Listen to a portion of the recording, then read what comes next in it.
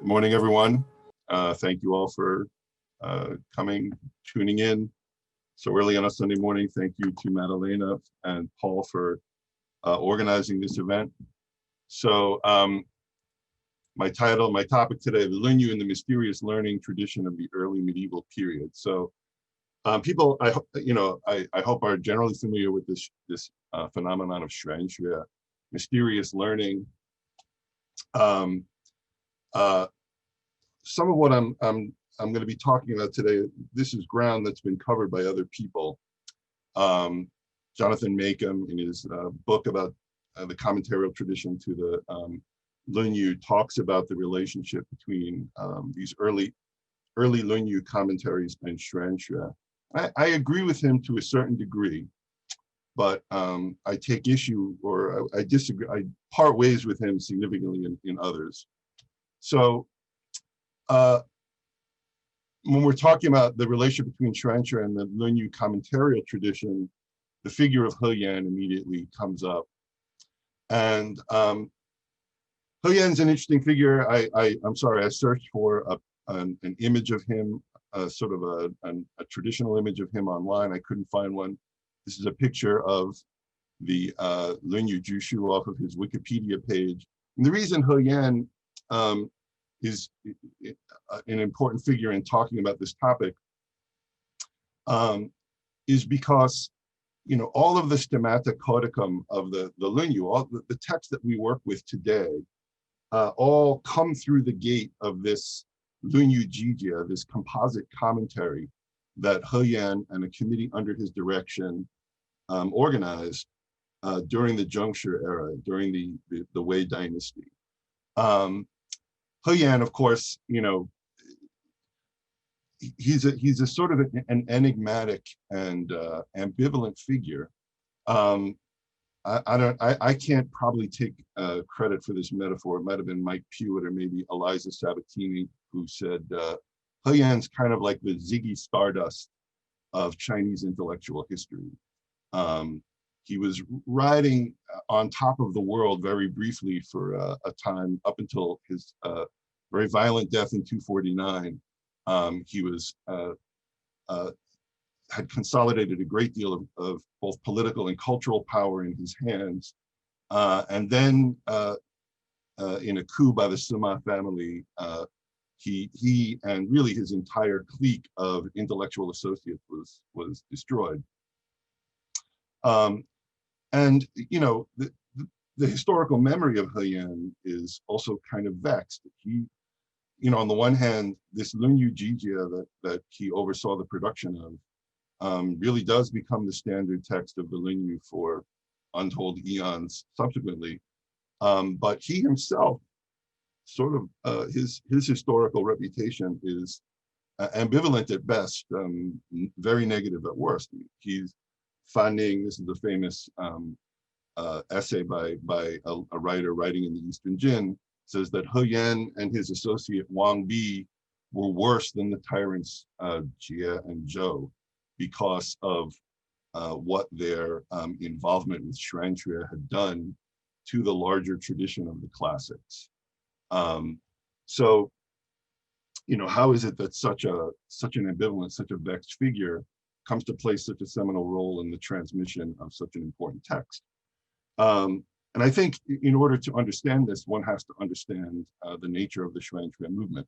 And Jonathan Makem's sort of take on all of this, and the extent to which I agree with him is, if you read the Lunyu Jijia, there's virtually nothing in there that is reminiscent of mysterious learning of Xuanxue. It almost studiously avoids Xuanxue readings of the text.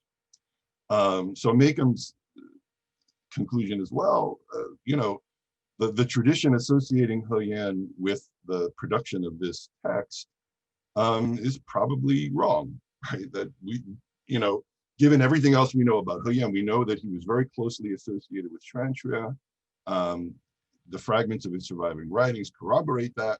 So the fact that this enormous textual composition, this composite commentary that he put together, avoids Xuanxue readings of the text would seem to indicate that this tradition associating with the production of the text is wrong. For reasons that I'm going to get into if I leave myself enough time, I think that that's not so. I think that we can be fairly confident that He Yan did oversee this text. And to understand why that is, I think we sort of have to take a look at the Xuan Xue tradition. And what's interesting about the Xuan tradition, another sort of interesting tidbit about this this period, is that the kind of prodigal genius behind so much of the textual output of the inception of this movement is this figure Wang Bi, who lives really just to the age of 23, and who leaves behind 3 very, very influential commentaries, 2 of which survive in their entirety, 1 of which only survives in fragments. And the 3 texts that he set to writing commentaries to were, of course, the Zhou-yi, the Book of Changes, the Lao Tzu, and the Lunyu. He wrote a comprehensive commentary to the Lunyu that only really survives in fragments. So if we look at Wang Bi's writings, I think we can understand some of what is going on in this mysterious learning movement and why they have an interest in the Lunyu and why He Yan would undertake this composite commentary. So there's a lot to unpack here, but I've chosen this comment from Lao Tzu chapter 38 in Wang Bi's commentary to kind of try and get into what I think is going on in the Xuan Xue movement. So of course, a lot of commentators have written about this. Much of Xuan Xue is about sort of rehabilitating the Tao Te Ching, or if not rehabilitating it, then elevating its prestige and its usefulness to the commentarial tradition, sort of placing it at the center of a whole interpretive program. And for this reason, Xuan Xue is very often, sometimes I think, mislabeled Neo-Taoism. It's not really Neo-Taoism. I mean, a lot of people have said that. Eric Zerker and Rudolf Wagner have both sort of noted that this really is a misnomer. But I would like to just sort of focus on some of the things going on in Wang Bi's commentary here that I think sort of cast light on what's going on in the mysterious learning movement. So the text reads, "Higher potency is not potency." This word virtue. This is why it has potency. Lower potency does not lose potency. This is why it lacks potency. That's my translation. If people want to take issue with it, that I'm not married to it. But this is what's going on in Wang Bi's commentary here, I think is interesting. How does one consummate potency? By making use of nothing. And this is sort of one of the central exegetical moves being undertaken by the Xuan Xue, the mysterious learning exegetes, is to take this category of Wu. I'm translating it here as nothing. It's very difficult to translate in a way that doesn't sound strange in English. If you I played around with translating it as non-actuality, which gets kind of cumbersome. Nothingness, but if you translate Wu as nothingness, you have to translate Yo as somethingness, which is just as odd. When one makes use of nothing, there is nothing that is not included. Thus, as for objects, with nothing, there is no object that is not encompassed. With something, there is not enough to anticipate their proliferation.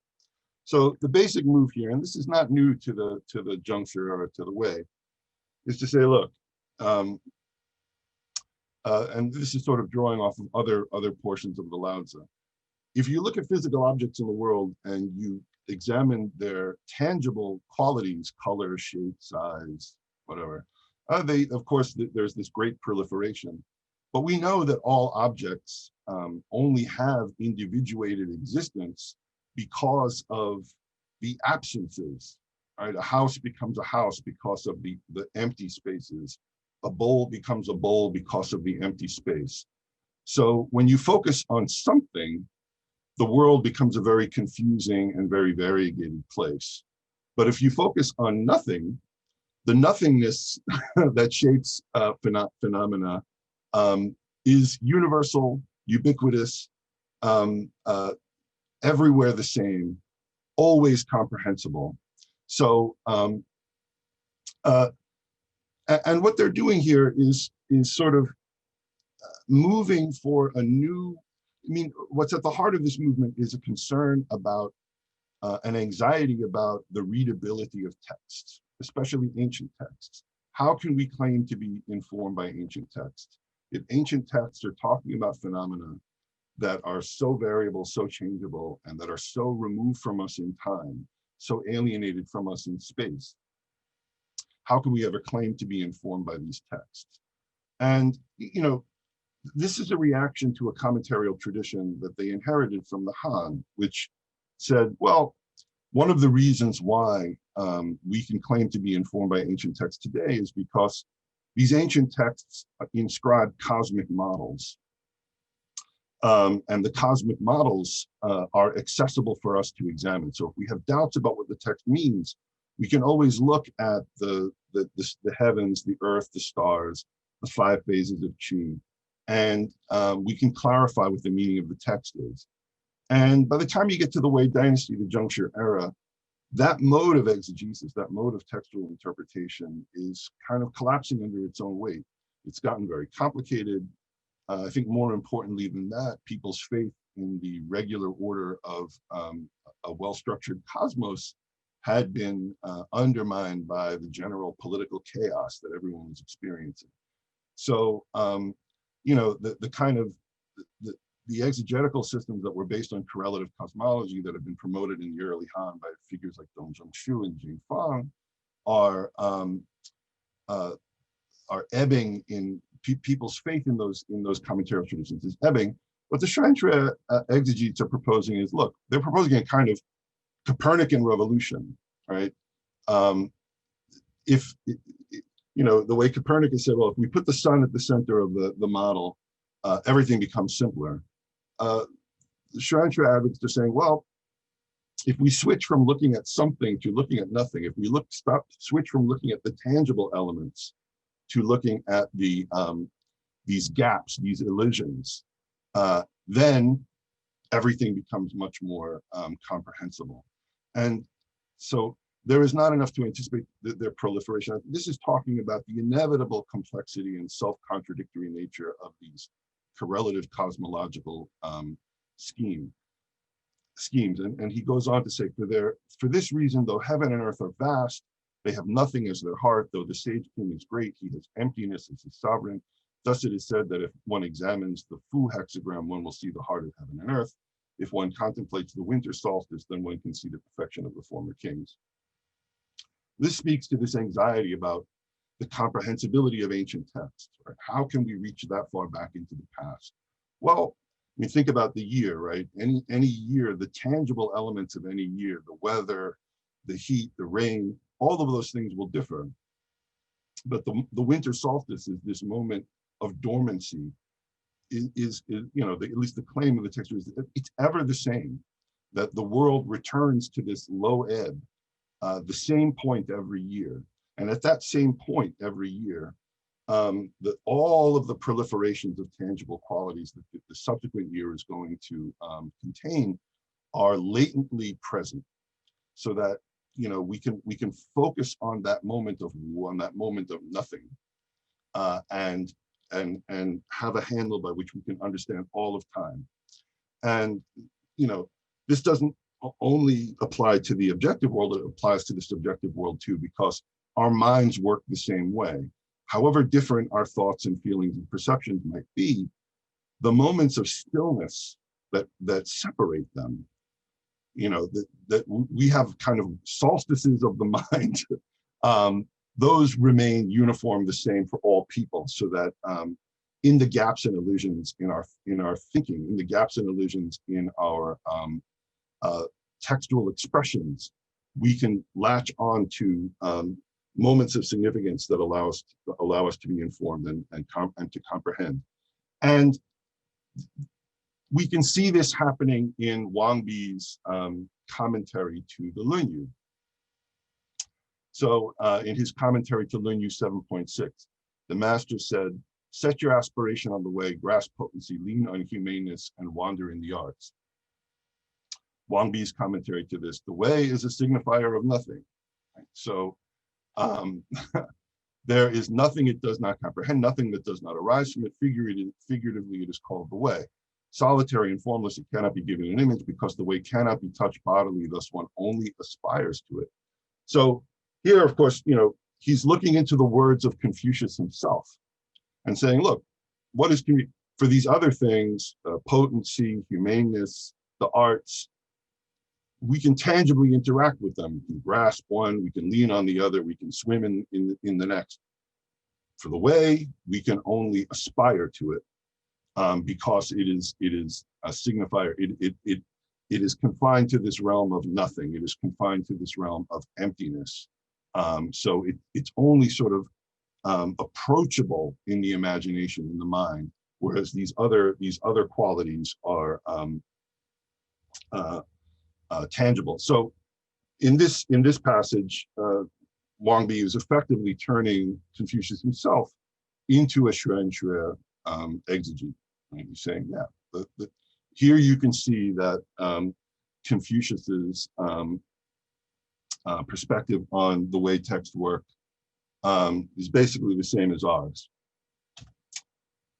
And we can go a step further. Here's Wang Bi's commentary to Lunyu 7.38. The master was warm but strict, awesome but not fierce, reverent but at ease. Wang Bi, one who is warm is not strict, one who is strict is not warm, one who is awesome has a fierce heart, one who acts fierce is not awesome, one who is reverent is not at ease, one who is at ease is not reverent.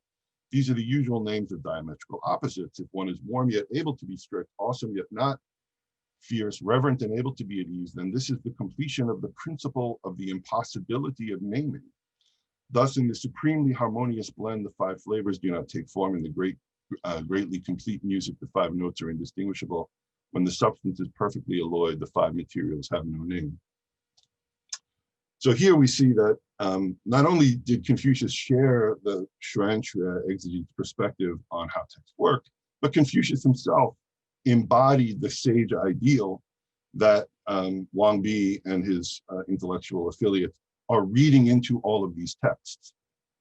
He is the sage whose very persona embodies, demonstrates the efficacy of Wu, of nothing, of non-actuality.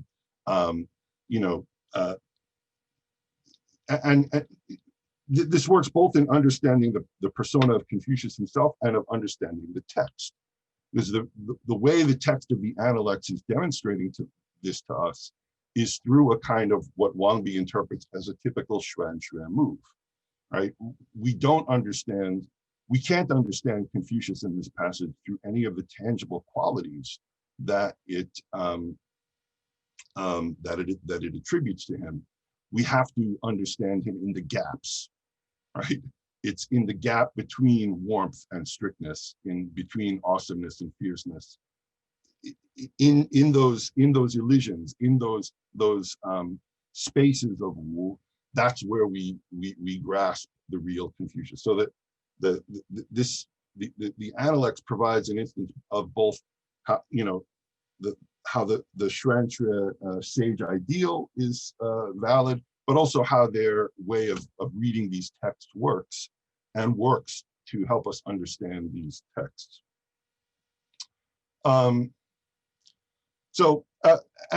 One of the things that I think becomes clear, and again, people like Rudolf Wagner and Eric Zerker have commented on this.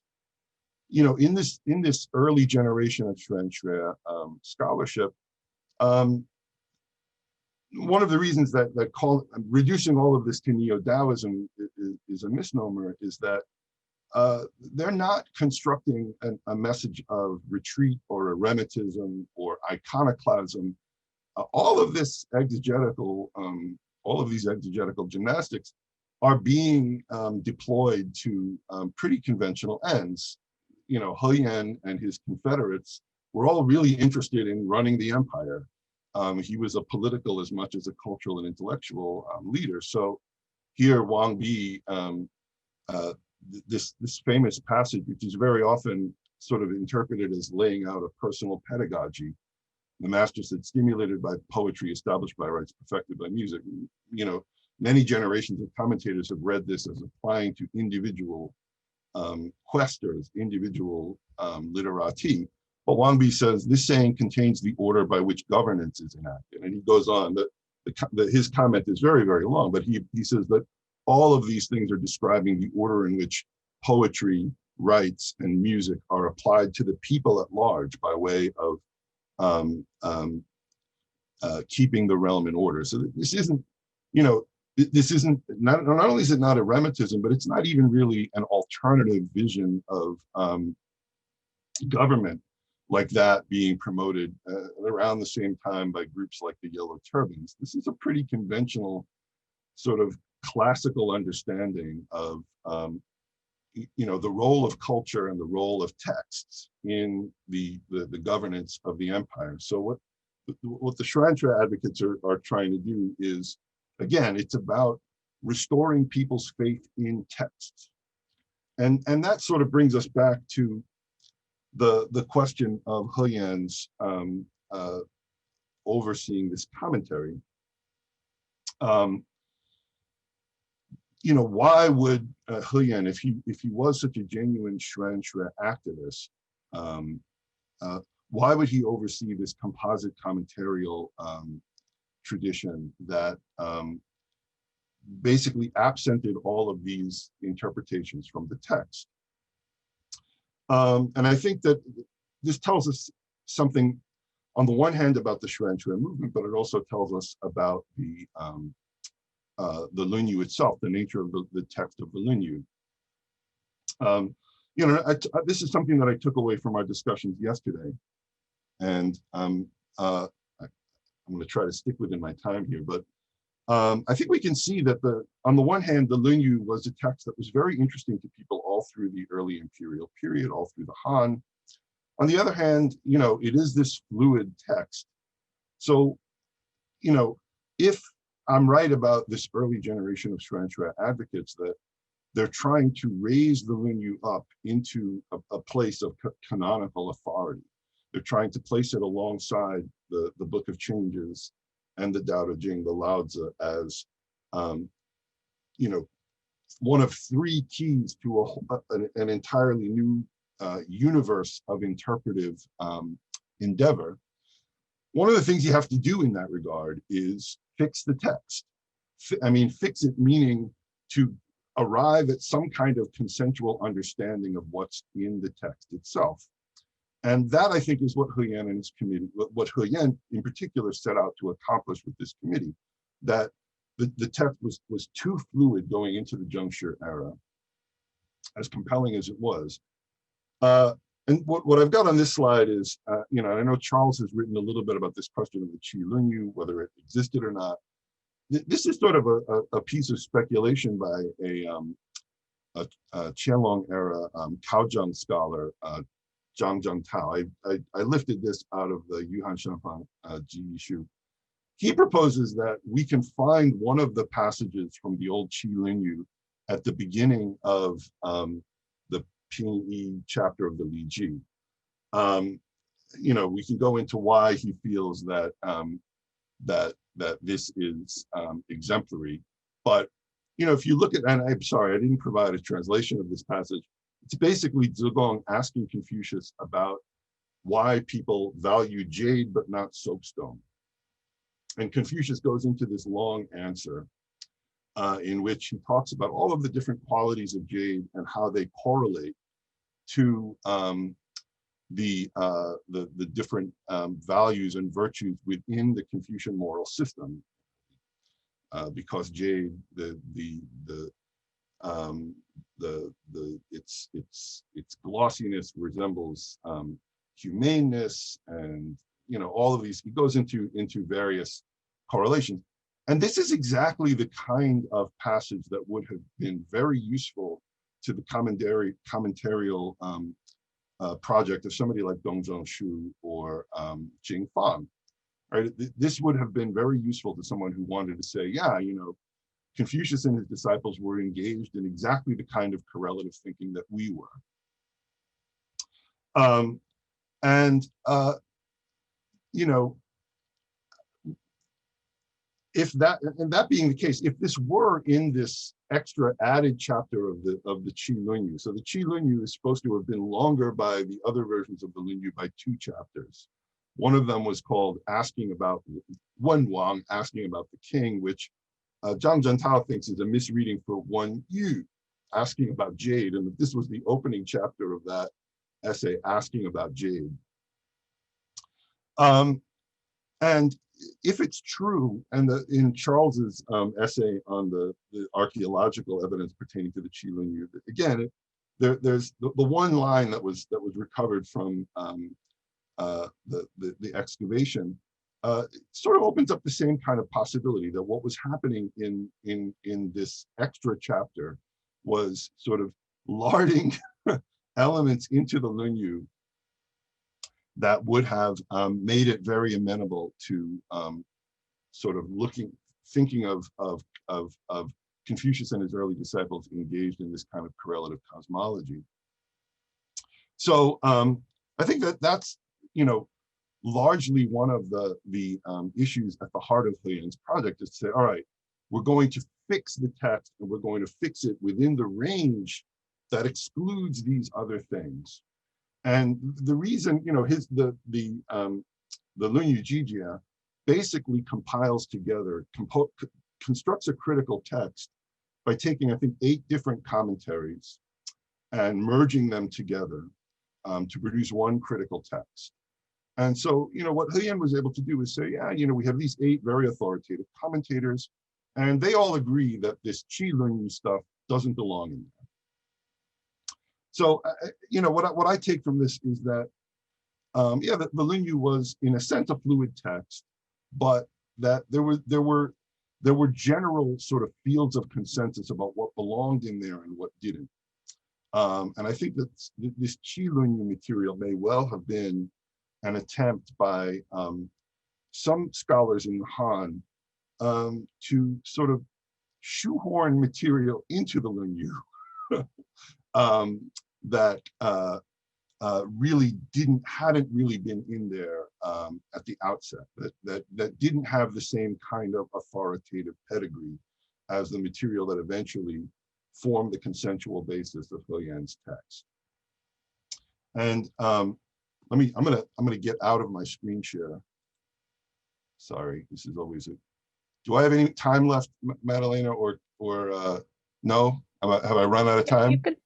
You could take a few more minutes if you. Okay, I mean, the last. But this is the last thing I want to say is that, you know, and this really, yesterday's discussion really got me thinking along these lines. You know, what is it that gives this text such charisma in this era, especially in the Han? And Charles and Chris's discussion yesterday, you know, and I think a lot of it can be exemplified in this idea of Confucius as a Suwang, you know, sometimes translated as a kind of uncrowned king. I think uncrowned is a misnomer. It really just means plain or unadorned. And, you know, what is plain and unadorned about Confucius? You look at the Confucius of the Analects. He doesn't have a palace. He doesn't have an army. He doesn't have any wealth. He doesn't have any tax revenue. And yet he's ruler of the world. So for the people in the Han, you know, the idea is, look, for all of you out there who know, you know, we've got palaces, we've got armies, we've got you know, enormous sources of tax revenue, and this ruling the world thing is still kicking our ass. Right? What the Lunyu sort of provides them with is an idea that, yeah, you know, if we can insist that we're at least trying to access and embody the values of Confucius's uncrowned kingship, that will lend a kind of very potent legitimacy to our efforts at rulership. And I think that created a kind of pressure to, you know, there were, after all of these other collections of Confucius's sayings and of dialogues between Confucius and his disciples that people might have drawn on. I think that there was a pressure in the Han going into the Zhengshi era to sort of stick to those that material that was sort of authoritatively or at least credibly traceable to an earlier period that brought us as close to the actual scene of Confucius and his disciples as possible. So this is obviously, I'm sort of taking a little bit of issue with the idea that the Lunyu is wholly a Han construct. Obviously, I think it is a Han construct, but the process by which it was being constructed during the Han and then in the Zhengshi era is one, the process itself is under sort of forms of pressure that preclude too much monkeying around with a kind of authoritative corpus of material. So that's my spiel, and I'm happy to allow people to excoriate me forthwith. Thank you so much.